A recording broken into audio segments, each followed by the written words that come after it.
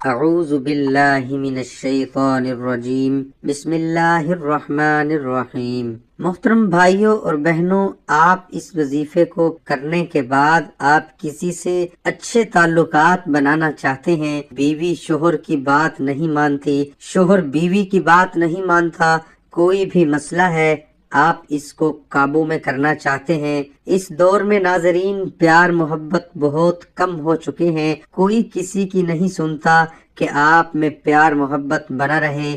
جو شخص آپ کی بات نہیں مانتا وہ آپ کی بات مانے گا۔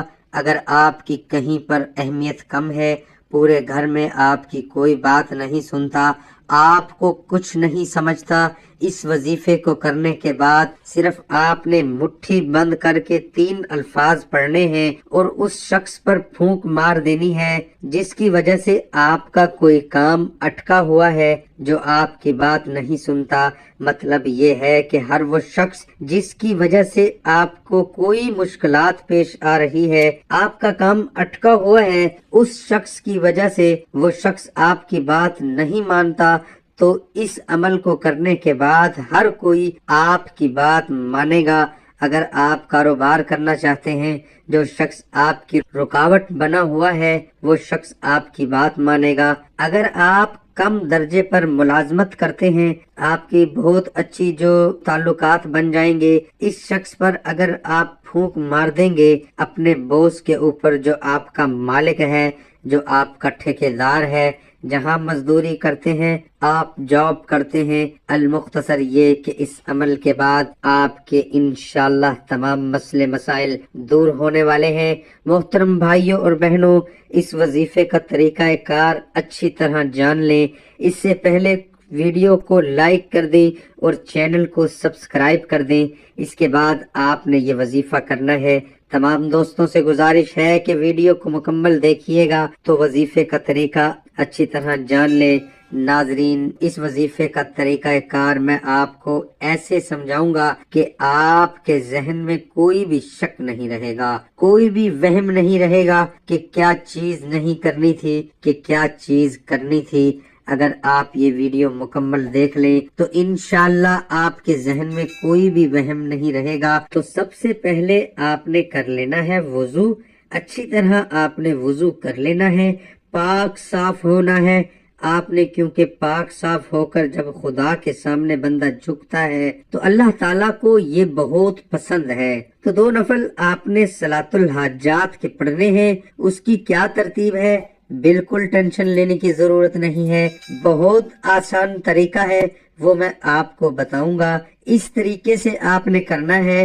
محترم بھائیوں، آپ نے اب وضو کر کے مصلی کے اوپر آ جانا ہے۔ تو آپ نے اعوذ باللہ من الشیطان الرجیم بسم اللہ الرحمن الرحیم پڑھ لینا ہے۔ ایک مرتبہ پھر آپ نے نیت کرنی ہے۔ سب سے پہلے یہ جان لے، نیت کہتے ہی اسے ہیں جس میں الفاظ نہ ہوں۔ ناظرین، نیت کہتے ہی اسے ہیں جس میں الفاظ نہ ہوں۔ بس آپ کو پتہ ہے کہ میں جس مقصد کے لیے یہ نفل پڑھ رہا ہوں یا پڑھ رہی ہوں، عورت مرد کوئی بھی اس وظیفے کو کر سکتا ہے۔ محترم بھائیوں، آپ نے سارا طریقہ نماز والا کرنا ہے، لیکن آپ نے ایک چیز کا خیال رکھنا ہے کہ پہلی رکعت میں سورۃ اخلاص پڑھنی ہے۔ سورت میں تلاوت کر دیتا ہوں۔ اعوذ باللہ من الشیطان الرجیم بسم اللہ الرحمن الرحیم۔ قل هو اللہ احد اللہ الصمد لم یلد ولم یولد ولم یکن لہ کفوا احد۔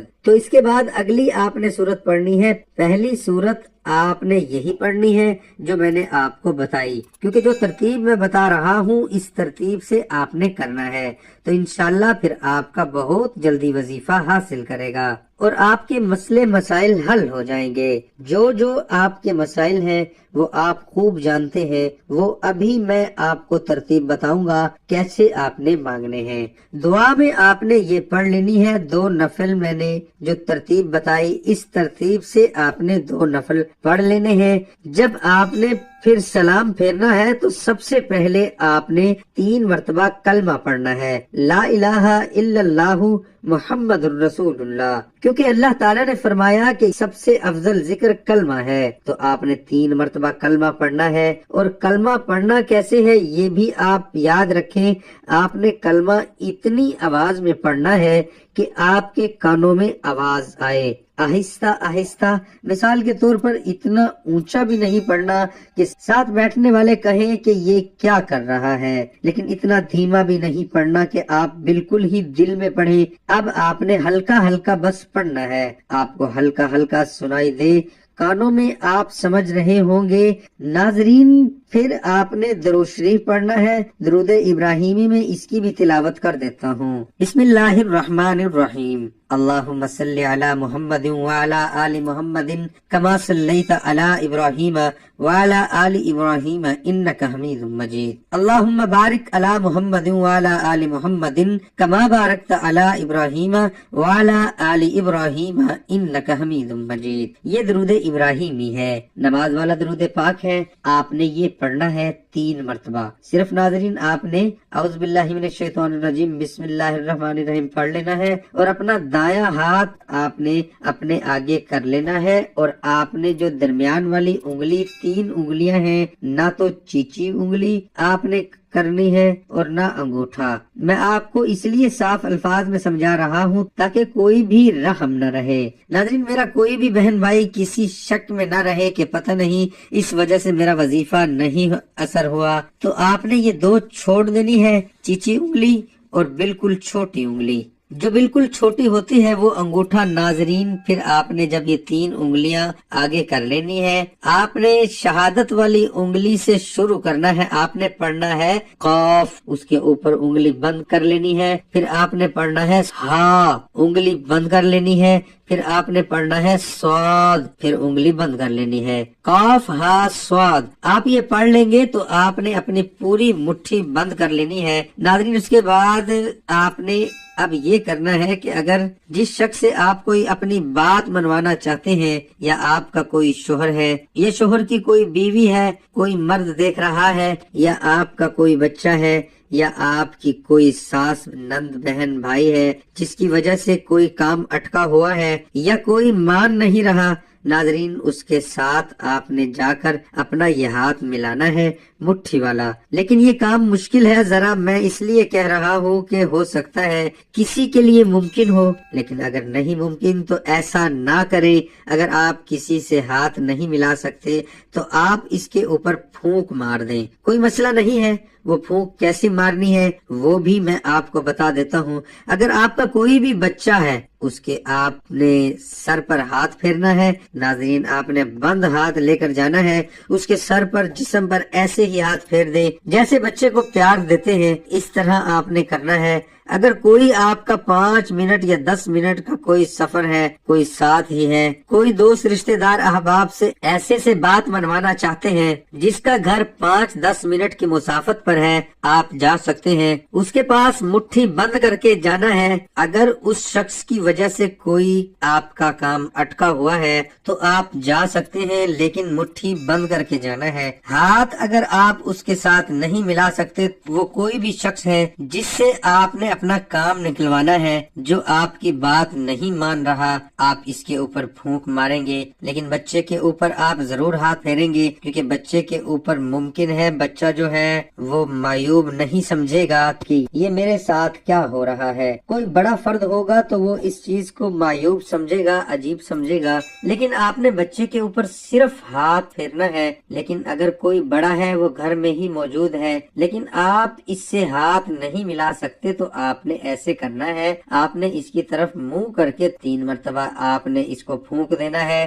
جو بھی آپ نے کلمات پڑھے ہوں گے، آپ نے نماز کے 2 نفل پڑھے ہوں گے صلاۃ الحاجات کے، پس وہ سب کچھ اس کے اوپر چلا جائے گا۔